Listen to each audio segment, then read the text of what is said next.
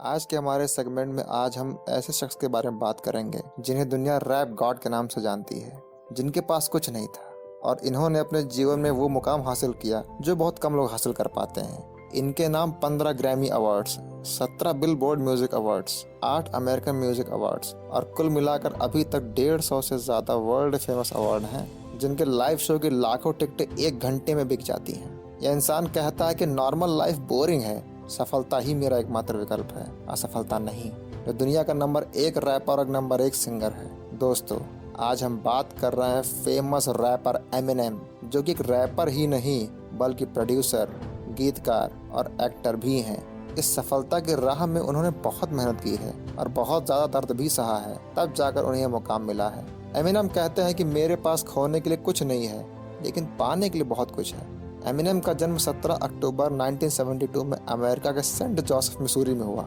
Eminem के जन्म के समय उनकी मां की उम्र 18 साल थी और एमिनेम के जन्म के 18 महीने बाद ही उनके पिता ने उन्हें छोड़ दिया और वे कभी उनके पास वापस नहीं आए। एमिनेम ने भी कभी अपने पिता को नहीं देखा।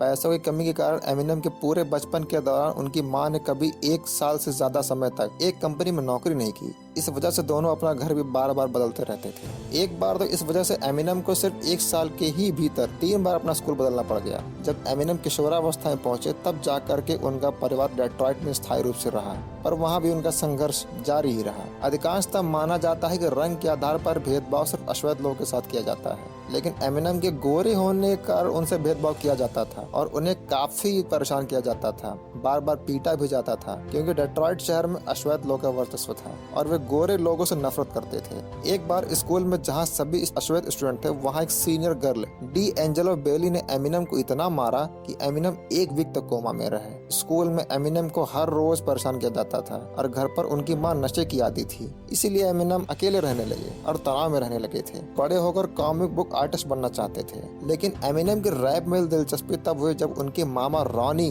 ने उन्हें एक रैप सीडी ला कर दी।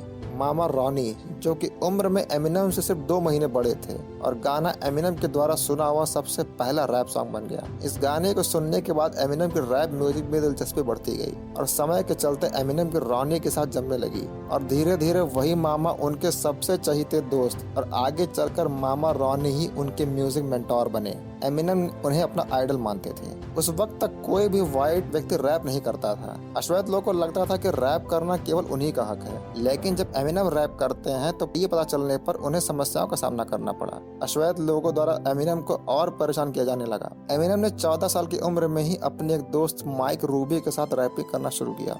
उस वक्त उन्होंने अपने ग्रुप का नाम M&M रखा। आगे चलकर इसी से एमिनेम बनाया और एमिनेम खुद के लिए इस नाम का प्रयोग करने लगे। एमिनेम को स्कूल जाना पसंद नहीं था और न ही पढ़ाई में कोई दिलचस्पी थी। यही वजह थी कि 9वीं कक्षा में वो 3 बार फेल हुए। कुछ ही दिनों बाद उन्होंने स्कूल छोड़ दिया और पैसों के लिए छोटी नौकरियां करने लगे, जैसे होटल में बर्तन धोना, लोगों की गाड़ियां साफ करना। इस दौरान भी वो रैप से दूर नहीं थे। जब भी मौका मिलता वे अपना हुनर लोगों को दिखाते थे।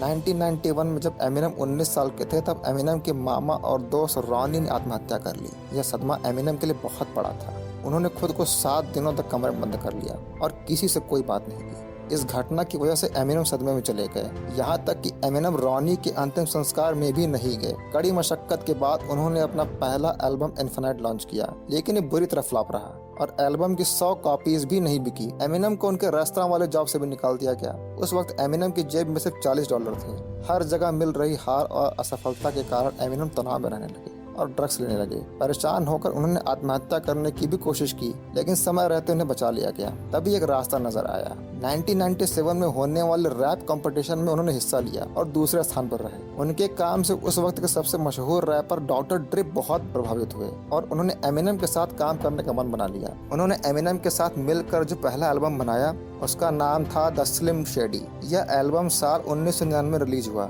इससे एमिनेम लोगों के बीच फेमस होने लगे। इसके बाद एमिनेम का करियर थोड़ी रफ्तार पकड़ने लगा। इस बीच भी उन्हें काफी समस्याओं का सामना करना पड़ा और एमिनेम के अपनी मां से भी लगातार झगड़े होते रहते थे। एमिनेम ने अपने बचपन को रैप के जरिए उजागर करने के लिए ब्रेन डैमेज नाम का एल्बम बनाया।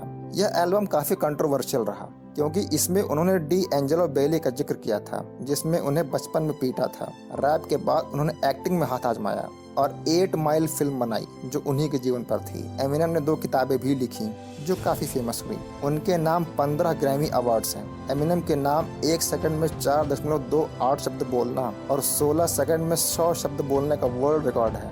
एमिनेम का जीवन काफ़ी उतार चढ़ाव भरा रहा। उन्होंने अपने जीवन में काफ़ी संघर्ष किया। बार बार असफलताओं से लड़कर उन्होंने अपनी अलग पहचान बनाई।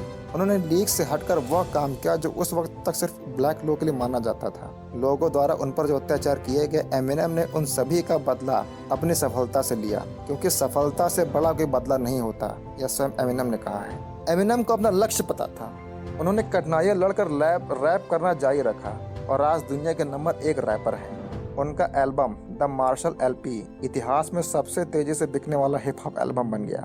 जिंदगी हमेशा अच्छे वक्त के साथ नहीं चलती है, आज नहीं तो कल, लेकिन अति दुख हर इंसान की जिंदगी में एक न एक दिन आता ही है। अगर आपकी जिंदगी में अति दुख ना हो तो आपकी कामयाबी शोर नहीं बता सकती।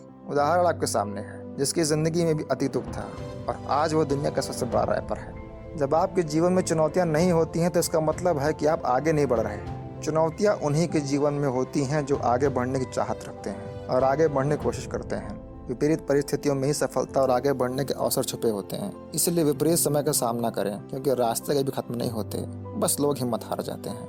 आज आपका बुरा हो सकता है और आपका कल उससे भी बुरा हो सकता है, लेकिन उससे अगले दिन एक सुनहरी किरण निश्चित रूप से खिलेगी। बेहद धैर्यवान और मजबूत बनिए, किसी दिन यह दर्द आपके बहुत काम आएगा।